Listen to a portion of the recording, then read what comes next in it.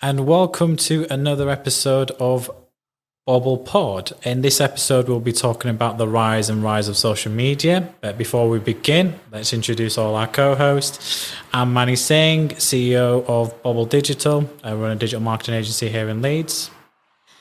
Hi everyone, I'm Claire Daniels, CEO of Trio Media. We're also a digital marketing agency based in Leeds, and we partner up a lot with Manny and the team at Bobble.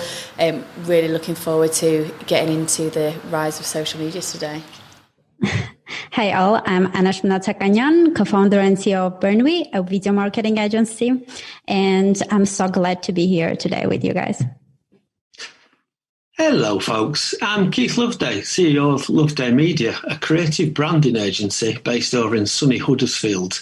And I'm looking forward to talking about the rise of social media today, and I'm a co-host to bring basically some experience of a branding perspective. So yeah, there we have all our co-hosts. Let's get straight into it because we know you're interested in learning more about the rise of social media as much as we are. We've got a number of topics we want to cover today. So we're going to get straight into it. And the first element we kind of want to pick up on is digital trends within social media throughout 2020. I know, Nush, you had a lot of elements to bring into this conversation. So do you want to kick us off? Yeah, sure. Thank you. So basically, when we are talking about the rise of social media, we need to highlight one important fact that before, at the beginning, when social media just started, it was just a place for people to talk with their friends or share some ideas. But now everything totally changed. Like when we're talking about rise, we can highlight the thing called social commerce, and the fact that before it was just an alternative place for businesses to share about and to promote their businesses. Now social media is a main marketplace for all businesses to promote their businesses and their services. So social commerce is going to expand more and more in the future too. And now we have shoppable posts in Instagram, but it's going to be more important and more big thing in a future.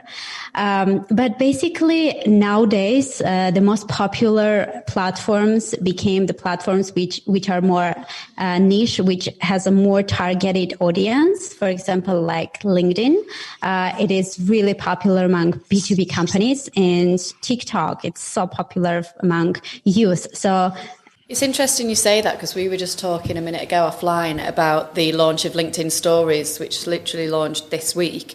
And also the move to LinkedIn feeling a lot more like Facebook.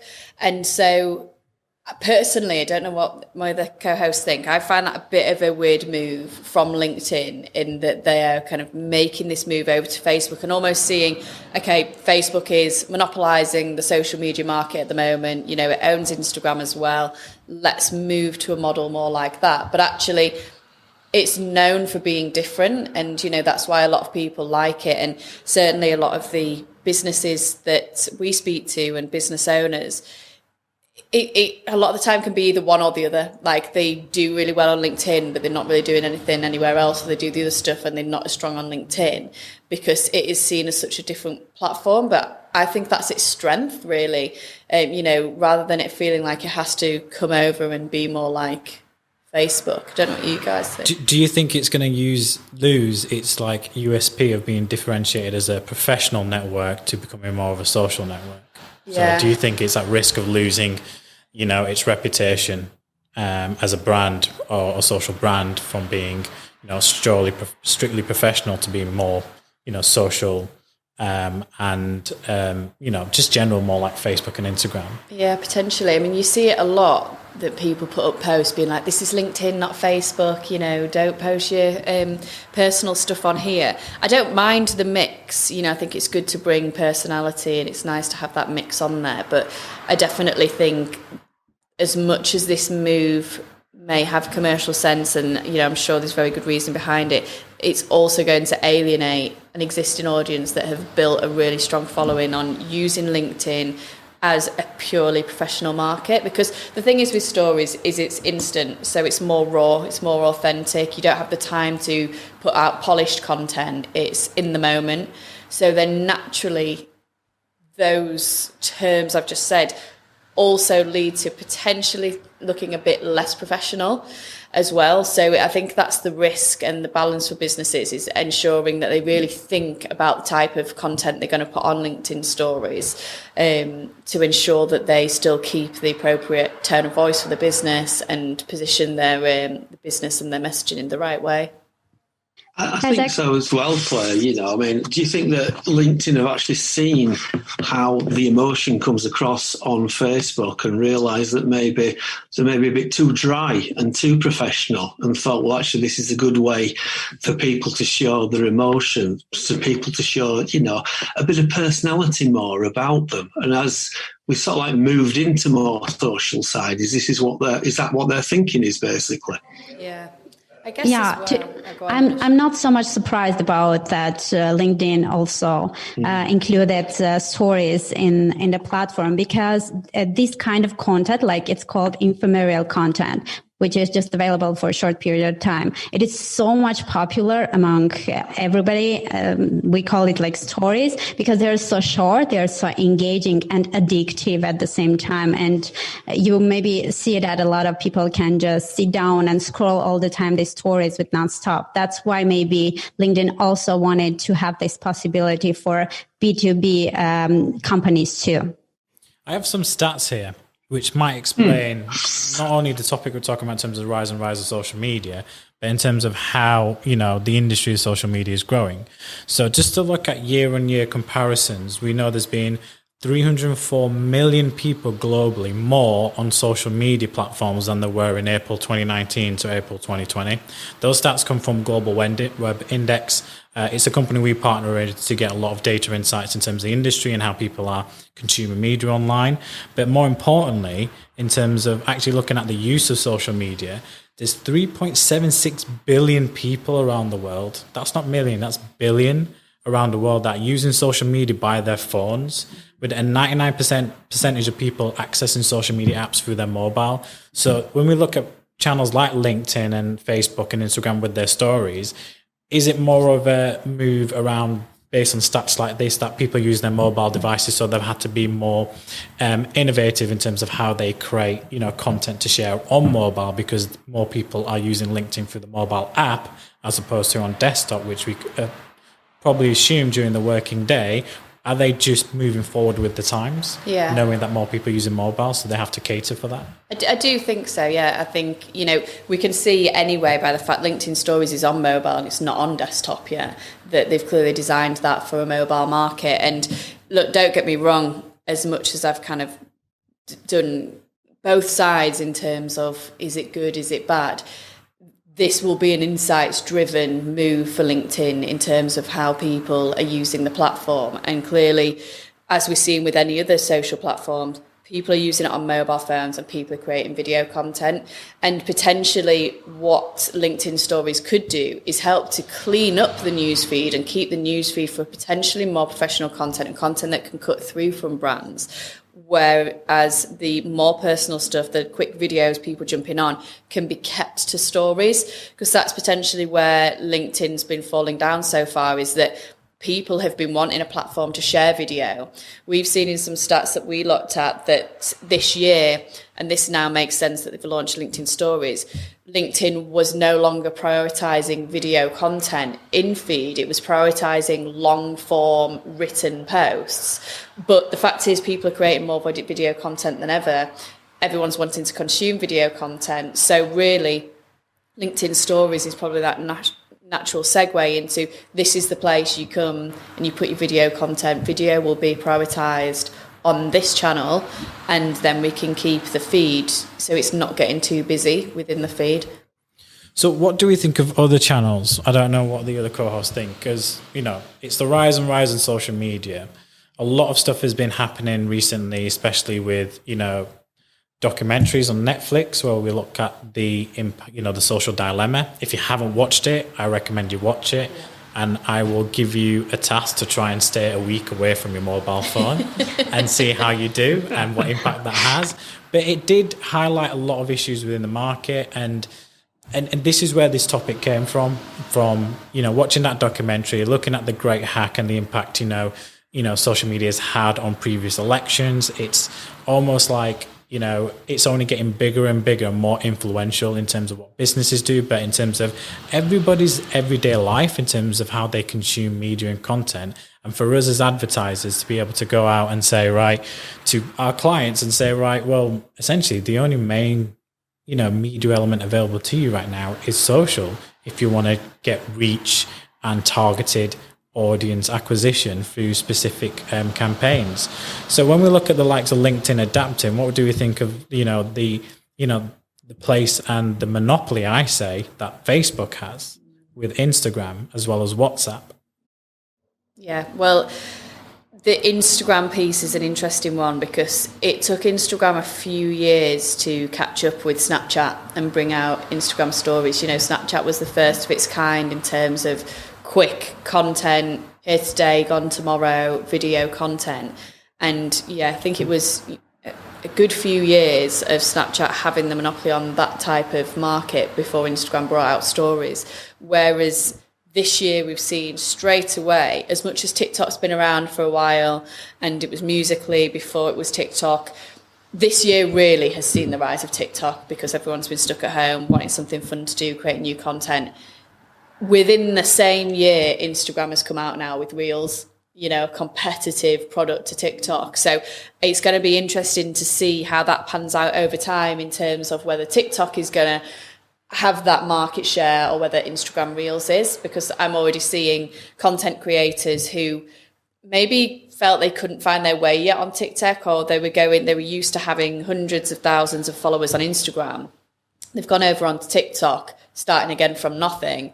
All of a sudden, they've been able to bounce back onto Instagram again and go, okay, I'll do Reels. All that, content creation I was thinking about I needed to do for TikTok, I can do over on Reels now. I can do it to my existing audience. And we're also seeing the growth and the reach for Reels is really, really good at the moment on Instagram. Like, we've done a few Reels and they've been coming up on the Discover page. So it's really easy to get the Reels out there. And I think this type of content is only going to grow, short video content. That is what people want to consume. And I think for anyone in terms of, my hope is that there'll be people listening to this podcast who are wanting to grow their social media and they're looking for advice and, things to do, is look at the direction that the social platforms are going in. Every single one is about video. It's about short, digestible video content. So if you're not creating that type of content, or if you don't have a plan to,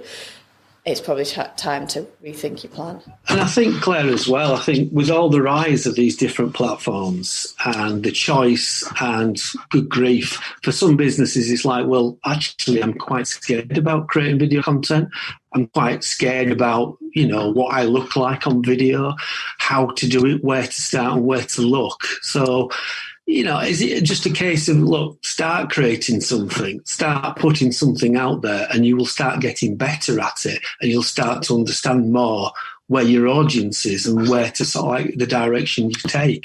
Just like what you said there, you've mentioned Reels. Well, I'm going to be honest, I've never heard of Reels. So it's like, this is it. I'm an old person here, so all this is totally new, You're showing your age there, Keith. At the end of the day, when you look at brands like Nike, who are allegedly number one globally, and how they put their content out, as opposed to sort of like, well, their brand mission is basically about inspiring and innovating every athlete in the world.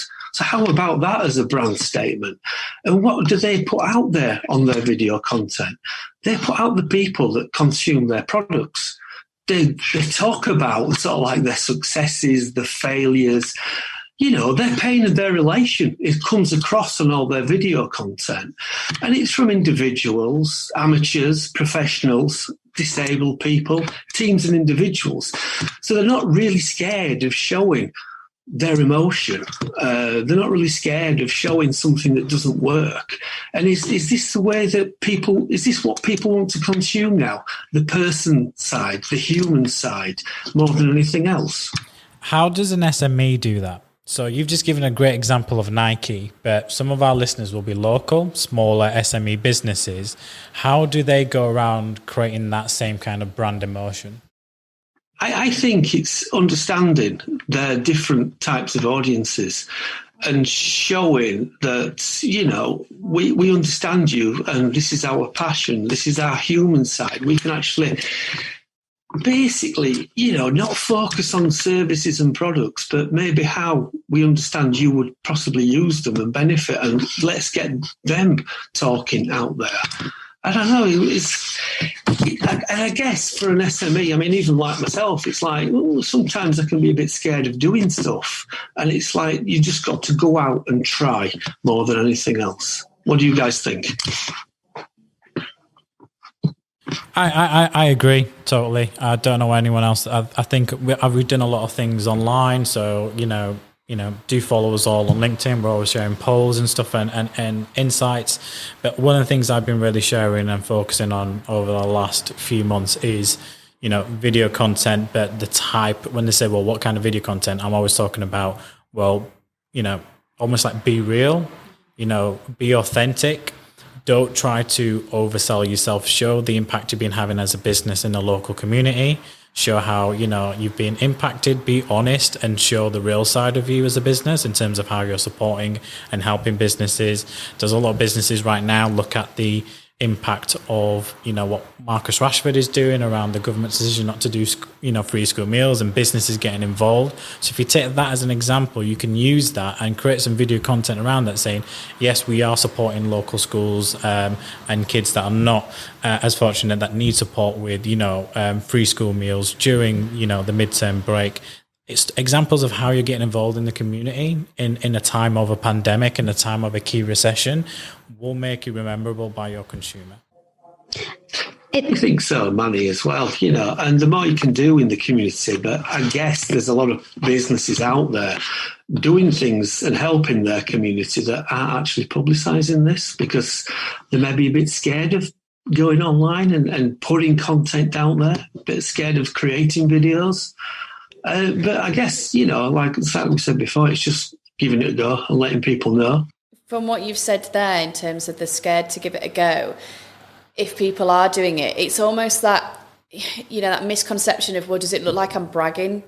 You know, if I am doing something positive, it's that balance between, do I talk about it? Don't I talk about it? Because this is great, but I don't want to look like I'm hijacking, you know, an important concern, or I'm bragging or anything like that. But I think all of there's so many barriers that people could put up to not do something, you know, either, like you said, oh, I'm not confident about being in front of camera, I'm bragging, I'm this, I'm that.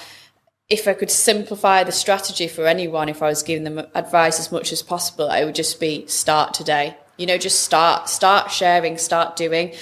When we've been setting up this morning for the podcast, we've been taking pictures, doing little videos, sharing it. You know, it's not groundbreaking stuff, but it's content. And I think I may have said this when we previously spoke, but about a friend of mine that just came up with this kind of theory of document, don't create. You know, if you spend so long getting bogged down with thinking about content creation, you'll never do it. Whereas if you just start documenting what you're doing, that creates content as standard. And even if you think, oh, well, it's not that interesting or whatever else. I mean, we've been doing a lot of you know, short video content at the Trio Media office and on our social channels, and we do TikToks now and Reels, and I've set the team a challenge. We're doing 30 days of TikTok in November, so if anyone wants to join in on that, let us know, and we can all go along with it together. But we've had clients come to meetings being like, oh my God, I love watching your social media.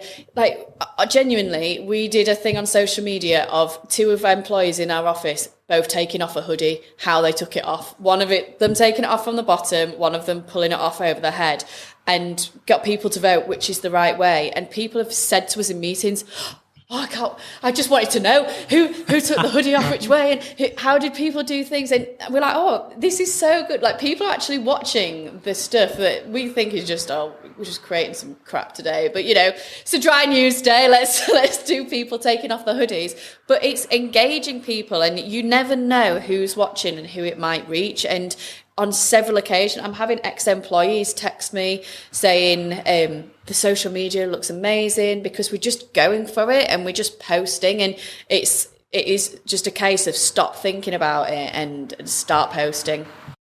I think I want to bring in Anush on this. We're all talking about video and the rise of social media, but you know, Anush, as you run a video agency. That's what I wanted. Thank you.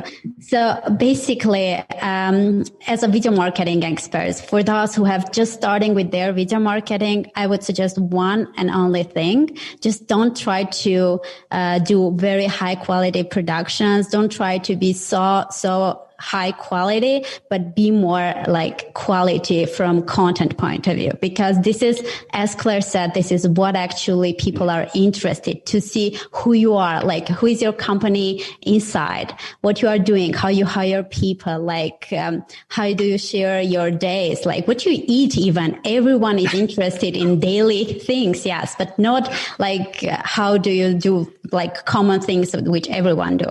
So basically, what I would suggest for those who are just starting, to start with stories and some short content.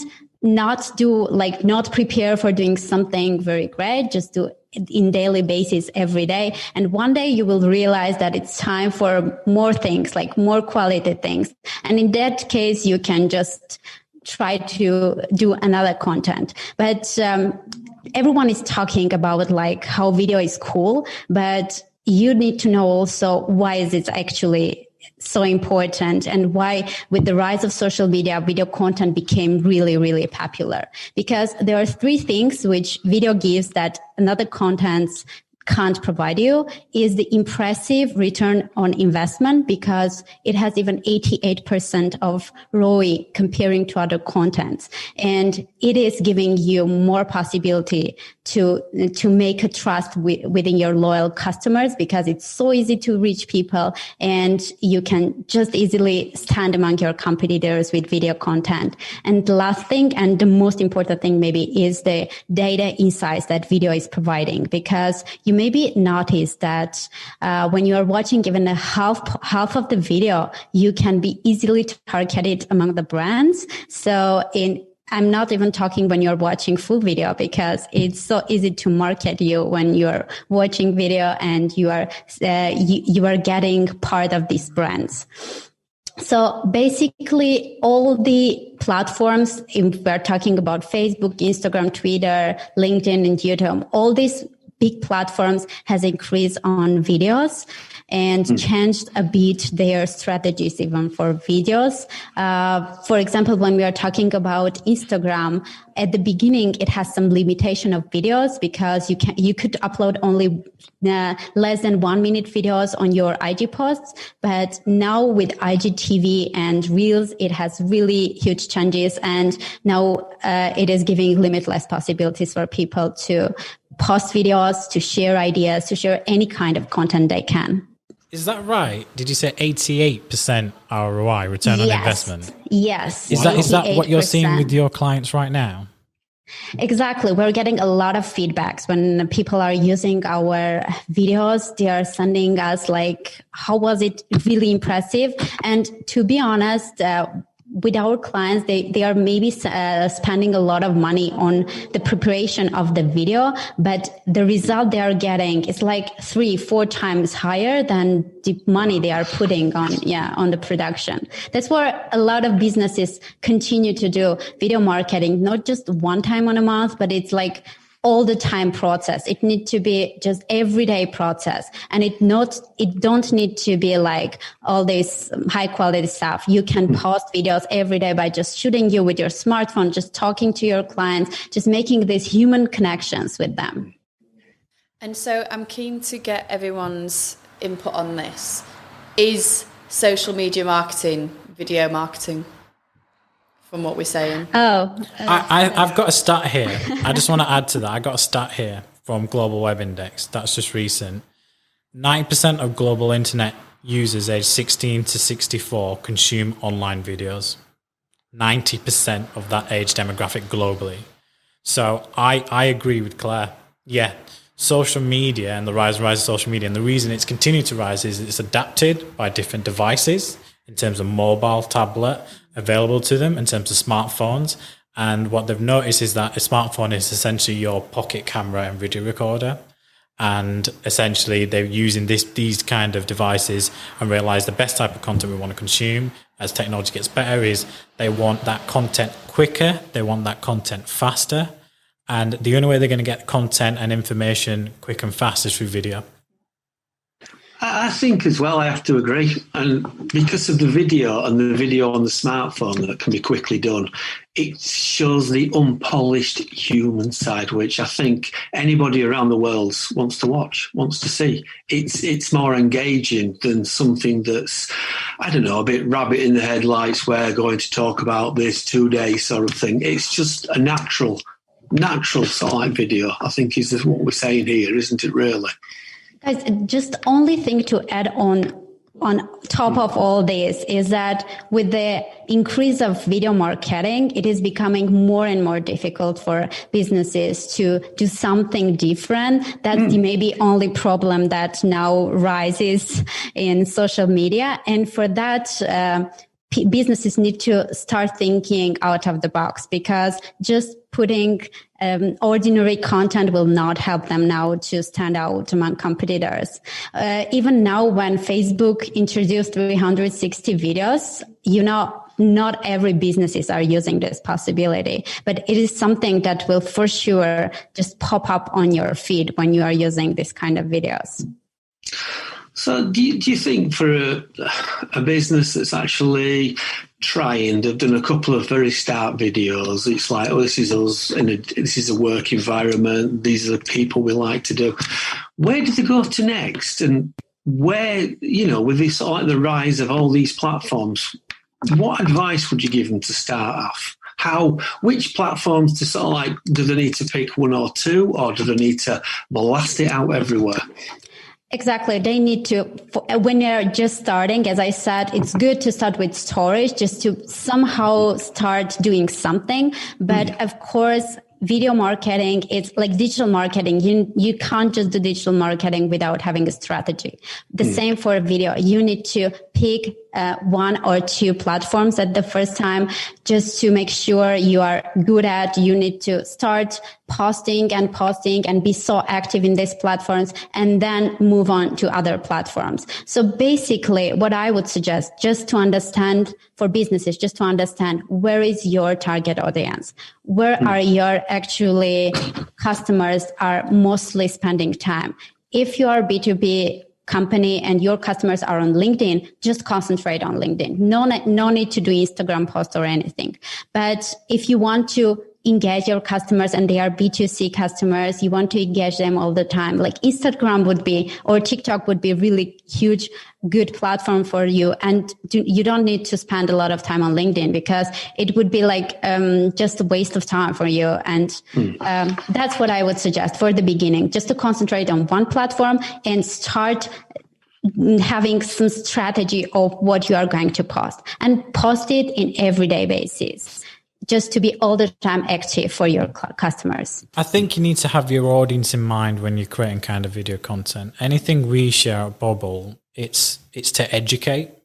It's to kind of inform what's hot, what's not, which is why we're doing the podcast, is to talk about the recent trends, relevant topics, not in a position to push Bobble, but to help our listeners get more insight in that element. So I think talking about video strategy is key, but if anyone's listening in and thinking, where do I start with video, have your ideal customer in mind. So think of your customer who would be consuming that content. Don't create content because you think it's good. Think about what services do your business offer, and think of the consumer who would be in a buying position or buying mind for your service or product, and think, right, how would they react? Try and put yourself in the customer's shoes. And I think that takes us on to a really good topic that I know you, Claire, mentioned, which is, elaborating on, target audience in and coming into terms of, are people who claim social media doesn't work not doing it right? Yeah, absolutely. And from what you just said there about you use social media to educate, so I actually watched a really interesting TikTok, if TikToks can be interesting, but the other day, and it said, you should be creating content to either educate, inspire, or make people laugh. Do one of those things, and you can do all three if you want. You can do a mix, but it's really important to, like you've just said, know your target audience and know what type of content will they want. The example about Nike, for them, they're choosing to inspire. That's the route they're going down. We're going to inspire others. Whereas for B2B organisations such as our own, it's probably a more useful route to go down the educational route, which is why we even do things like this podcast, because the type of people that we'll be dealing with, they want to know. And I think there's been a bit of a age-old thing of not giving away insider secrets, but actually for any businesses that still have that mindset, the time of that is gone. You can gain new customers through telling them exactly how to do it themselves. Because by them knowing, if you go, look, here is step by step, this is everything we do, we'll give it to you, you go do it. They go, bloody hell, that's a lot of work. Can you do it for me? So you're not giving away your secrets by actually telling people how to do things. And, I think businesses will be very surprised. And actually, when they look at how much content they probably already have that they could put out if they were looking down one of these funnels. And I think, bringing that back to the point of the people that say it doesn't work for them, it's probably because they're not doing it right. And the one thing, I wouldn't want to scare people away by the conversation we've had that they now think, oh my God, I've got to create loads of video content. Definitely encourage people to be doing it. But the key thing is to always think about your target audience, because it shouldn't come down to impressions or likes. It should come down to return. You may have less followers, get less likes, but if you're getting a return from that content because it's really, really resonating with your target audience, then that's much better than having posts that, oh, well, we're getting loads of likes and all this, but, it doesn't really generate a return.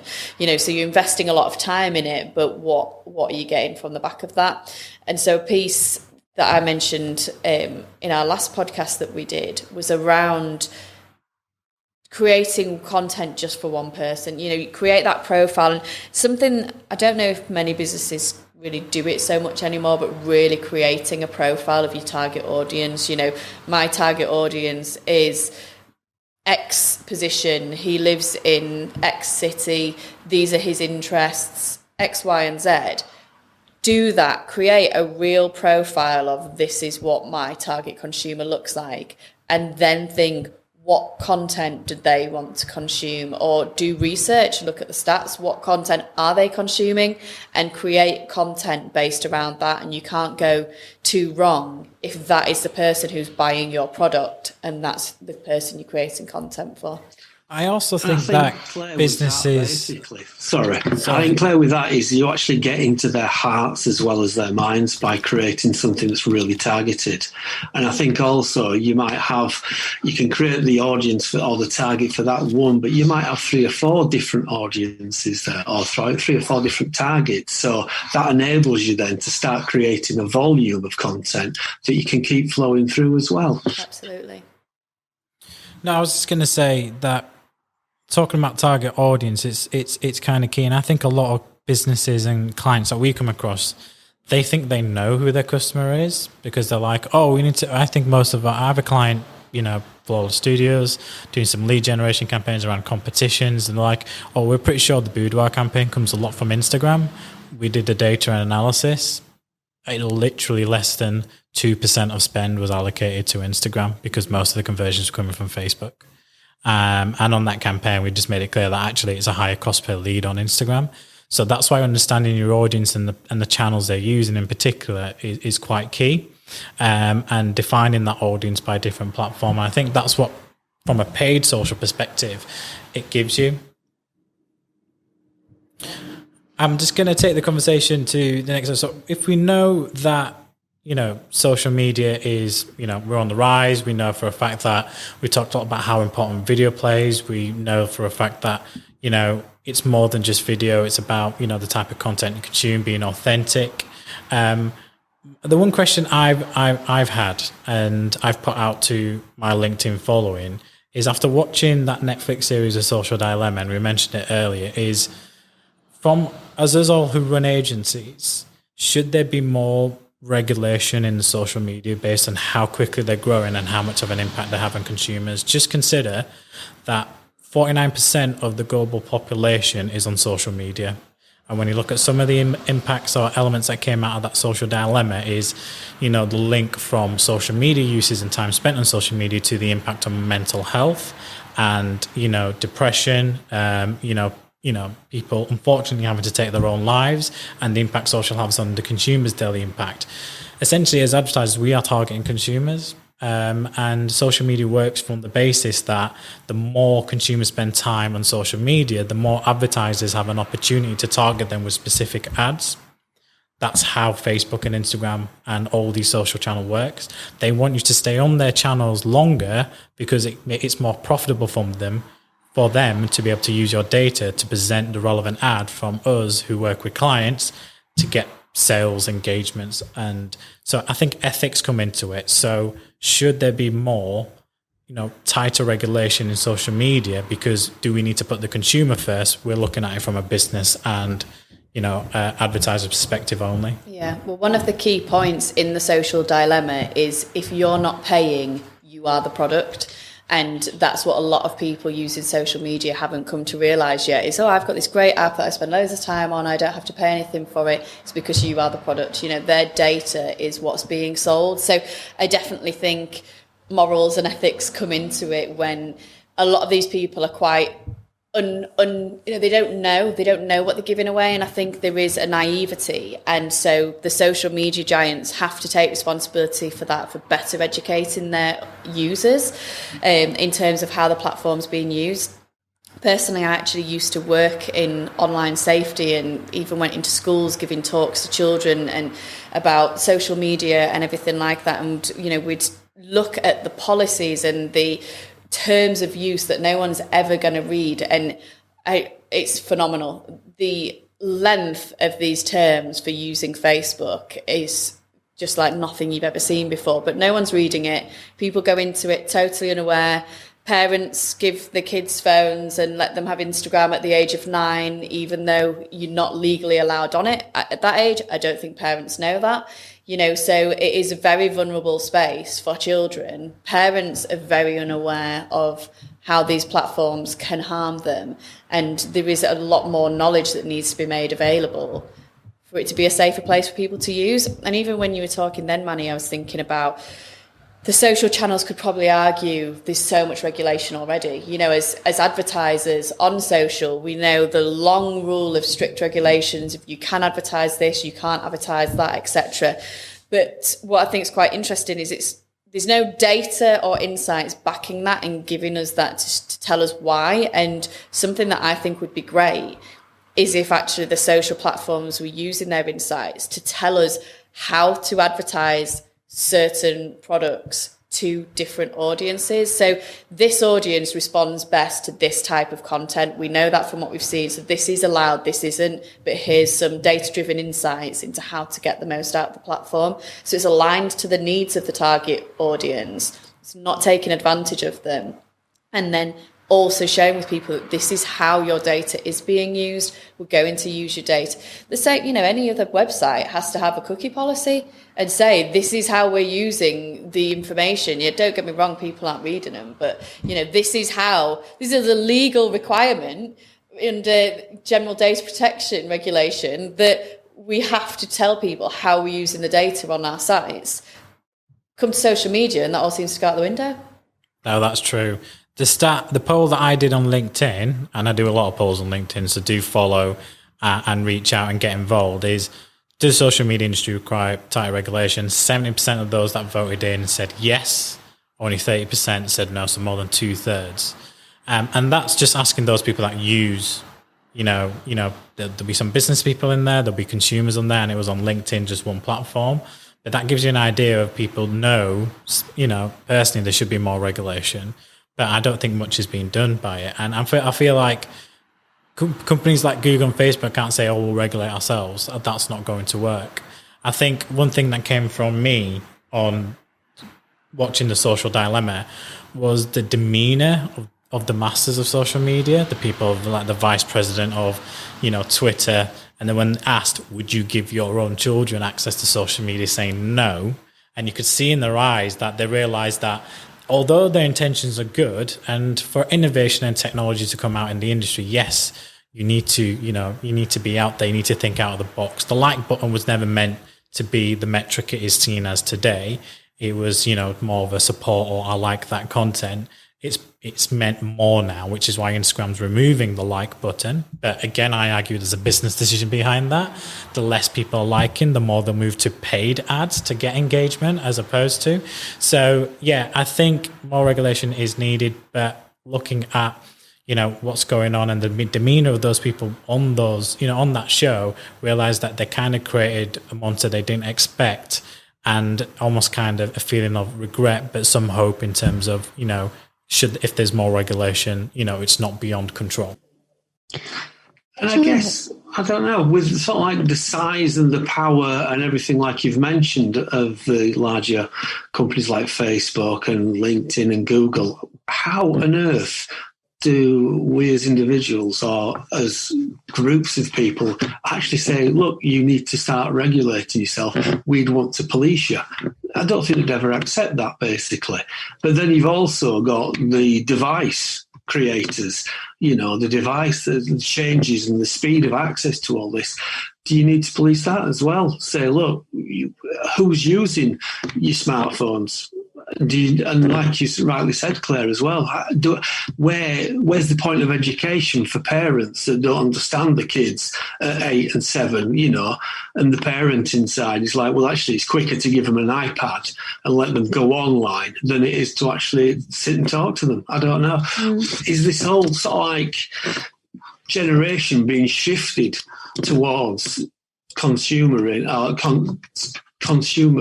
basically driven stuff to drive them onto social media than it is like it was like read a book or share a story? So who's responsible? I'm going to ask you guys as agency owners with clients and brands, is it the social channels that should be responsible? Is it the brands that are advertising on the social channels that need to be more responsible and take action? Is it us as agency owners going up to our clients that need to be more responsible in terms of how we use, social media channels that are becoming so big and rising at a level that it's actually hard to keep up with at times in terms of the new innovations that are coming out with? Is who is responsible? Is it more government-led? Is it more agency, brand, or is it social channel-led?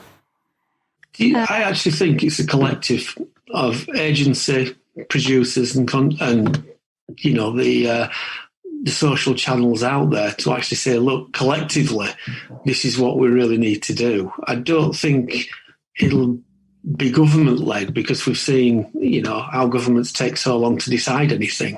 But again, it's like, how do you persuade the large organisations like Facebook and Google to actually realise there is a dilemma out there? They probably do know this, but how do you encourage them to do this? Exactly. The thing that we all are responsible maybe for what's going on, because it's not just about the inventors or founders of social networks, but it's about us. So if we don't think about what's happening with the information that they gather from us, because what actually concerns me most is not that they are gathering the information about people, but maybe they misuse it. So that's the case that we are need to think about more deeply, and maybe somehow do something from our side. So social networks will put some efforts to change the policies. So because we just can't stop putting the information. We all share a lot of information about us, but we need to do something so they use it wisely, the information that had about us, not just sell whenever they can. Yeah, I agree. Definitely agree. It's everyone's responsibility for sure. I think there's a long way to go, in getting there. And I think the difficult part of this is really, we still want to encourage everyone to be using social media, and everyone still wants to use it. Everyone I know that's what's the social dilemma has gone, oh my God, that's terrible, and then carried on using social anyway. So, it's had a zero impact on people. Because we're addicted to it. So we even now know, though that documentary has educated us, and we know, and we're still making the same choices. So, as much as I think we can say, oh, it's terrible, all these things have been done, whatever, I think there is a place where we live in harmony with social media, and we accept that, do you know what, it's a trade-off. I know I'm trading my data for use of your app, but what I get back from it is worth it for me.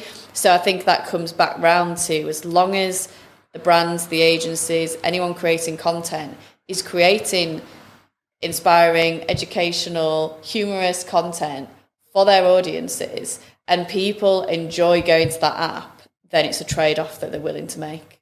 What about models like YouTube's Premium, which is ad-free? Should they be given an option, the likes of, LinkedIn, Facebook, Instagram, TikTok, to be allow people to, obviously it comes at a price because the premium model for YouTube isn't free, to those that are conscious about how they're being targeted and only use the platform for the purposes it was created, to give them another option saying, here, pay, and we won't give you that trade-off. But if you still want access to our platform without any access to ads or being influenced in any way, then, pay a premium. I am surprised that social apps haven't looked more into charging people. I don't know if the right way is the premium of not showing ads. I think that model works really well on YouTube, but how do we define that? Like on Instagram, content creators have to show that it's an ad if they're wearing an item of clothing that they've been given. And, how do you police that right down to, well, someone once sent me this, or I once worked in collaboration with this person. But I am surprised there aren't paid versions that give a more premium experience, because I think people would pay for it. I would pay for the amount of time I use these social apps. I would pay to use them if it meant I could customize my experience more and get more out of the app. That's interesting. By the way, guys, have you heard about Facebook Horizon? This is going to be the next generation of social connections. Tell us more. Yeah. Yeah, so I think this is maybe going to be the future of social media, and all this technology adoption that will social media have beside this AR and VR that's now used in social media. This is going to be maybe another world. People don't need maybe go out of their homes anymore. Oh, surely that's not good for the human race. Yeah. Yes. I'm actually not so much happy about what will happen in the future. But as whether we agree with it or not, I think it's definitely the way. I mean, in this office, I was speaking to someone the other day who runs a augmented reality company, and he says his business has been going through the roof recently. I just received in the post the other day, which is maybe a sign that I've spent too much money with them to get this, from Made.com, which are a furniture retailer, a VR headset to go along with something to scan in and go do a virtual tour of their showroom. So they sent me this headset. I mean, I haven't done it. I think they could have improved the campaign, because actually there wasn't a QR code. I had to go to a link. Whereas my phone is already in my hand. If I could have scanned the code, put it in, I would have done it. But that shows already the brands that are going, okay, we need to find a different way of giving people an immersive experience. There's a lot of gamification of social media, and the gaming market is already going that way with VR. So I think the social market absolutely will go that way as well, with a lot more virtual and augmented reality.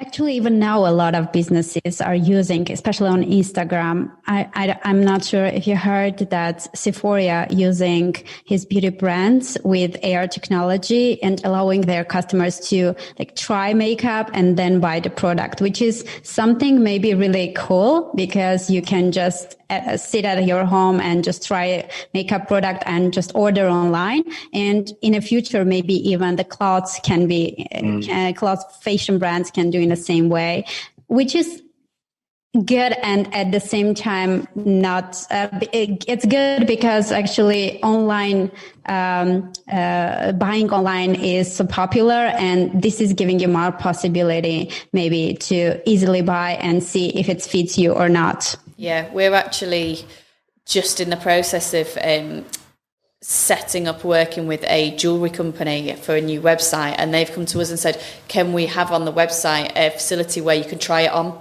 You know, so you can try the jewellery on by uploading a photo. So we're building that for them. But that just shows it's such a complete sign of the times. And actually, this company never had a physical shop anyway. We probably wouldn't have thought about this, you know, until these times. So I think there's a lot more of this to come. And, you know, there's probably the longer story of, does this spell the end of the high street and everything like that? Because people are just going to do everything online more than we ever had before. So does that mean there's a total contradiction that social media is going to destroy the social human element as we've always known?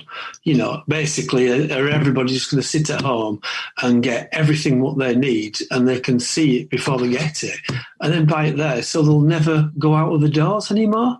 Is this social media ruining social? Yeah. It's like Ready Player One, the film. If you've ever watched Ready Player One, essentially what we're saying right now is if you've ever watched something like Steven Spielberg's Ready Player One film, that's coming to a cinema near you or to your door direct in the next few years. So yes, actually that would be good if there is pandemic outside. So. Yeah. Next time we'll be prepared. We can just pop our headsets on and go live in a virtual world and forget everything else that's going on. Yeah, virtual podcasts. But that, do you know, it's scary, isn't it? Because actually, the next time it happens, we probably will do that, and everyone will go off and live in this virtual world and be happy and be able to ignore what's going on outside. And God, it's terrifying. We don't have to watch in England the terrible weather we have around now. Yes, we can just go to a sunny paradise, can't we? Yeah, exactly. Yes, you know, get it. You know, you can try out a tan on different levels. Yes, but there would be excellent weather on social media. So yeah, that's true. Yes, I feel like we've kind of gone. Like we've covered everything from how amazing social can be and how you can capitalize on it to that there is a bit of a dark side, really. And I'm conscious that people listening might be going, you know, so what do I do? Do I go on social media? Do I create video content? Do I stay off social media? Yeah. It would be good maybe for us all to give some advice on how we think people should be using social media today. And, you know, we're all on there. So, look, we've not given up on it yet. You know, I'd be interested to know what we think our listeners to the podcast should be doing. I'll kick off because we do a lot of paid social activity at Bobble. And if I was going to give one piece of advice for businesses right now, depending on whether you're B2C or B2B, doesn't matter who your product is, whether you're selling a service or a product, you should be using social media by understanding first and foremost your analytics, who your customer is, and then tailoring your campaigns and your strategy to your audience. Stop thinking about social media as getting reach and, you know, getting out to wider audiences. Understand who your customers are. You know who they are because they've already bought from you. They're already your clients. Understand their job titles, understand, you know, the types of industry and sectors they work with if it's B2B. If they're consumers, try and get some demographic breakdowns in terms of regionality, in terms of age, gender, income, their interests, their behaviors, online, what kind of devices they use. Understand your audience and then focus on the specific message you want to push that product and service to. Ideally video content if you have it, but you can still run non-video content across social channels. And I would focus on targeting your audience and narrowing down your campaign to that. You'll get a better ROI from it.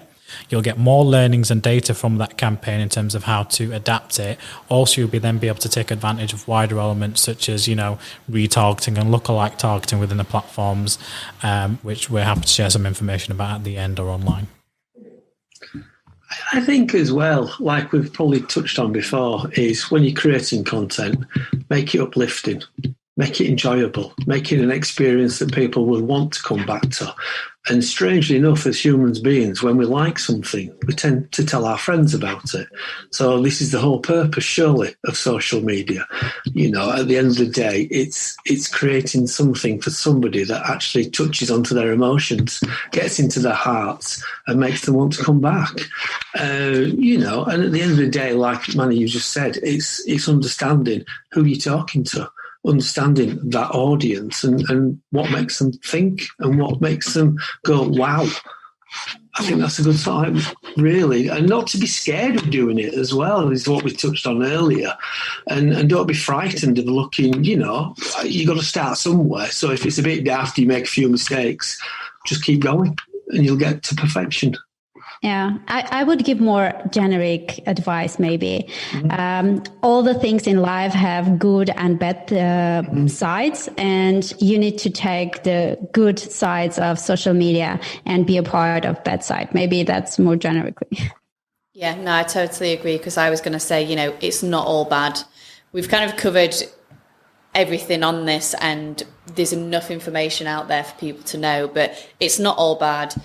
We're all addicted, but we're okay with it, you know, and it is where the audience are. So don't feel guilty as a business in capitalizing on that, because ultimately it's where your consumers are. It's the way people want to consume content. So get on there and do it. And it'll be a long time before we're talking about the decline of social media. So for now, it's the rise and rise because of where it's going. So if you're not on it already, get on it. Yeah, or get in touch and we'll help. Well, yeah, that as well, even better. Yeah, don't do it yourself. Don't do it. Yeah, don't do it yourself. Let us come up with that strategy first. But yeah, I think that kind of sums up our episode 2, the rise and rise in social media. It's been, you know, I love these podcasts in terms of the depth and breadth of terms of what we're discussing as co-hosts. I think it's fantastic and what we're getting through. Hopefully you as the audience are enjoying it, and if you want to look at previous episodes, look at what's coming up, www.bobblepod.co.uk. We've set up a dedicated website thanks to the team at Trio Media and Claire, where you can get more information about us as co-hosts, more information about the podcast and upcoming events. Our next podcast, episode 3, titled to be confirmed, will be launching early December. And then we'll have another one, episode 4, launching in early January. So keep tuned for that. And from myself here at Bobble, I'd like to thank all my co-hosts for joining and everyone else in the room as always. And we look forward to catching you on episode 3. Yes, thanks everyone. Okay. See you. Thank you. Cheers. Take care. And bye-bye.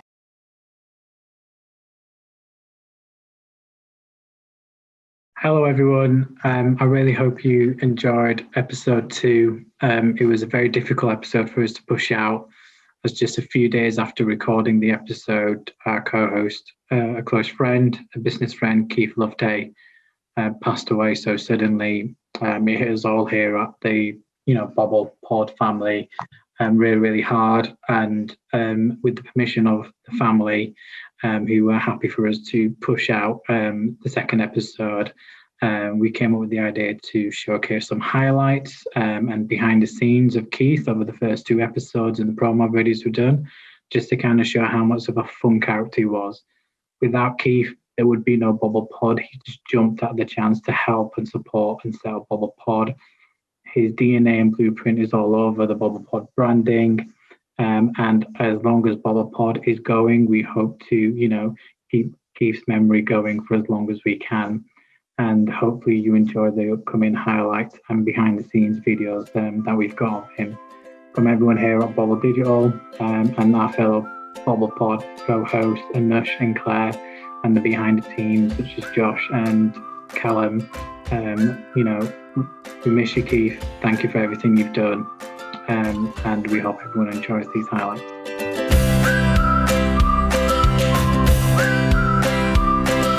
Let's rise again. Let's rise from the one. Let's rise again. Let's rise from the one.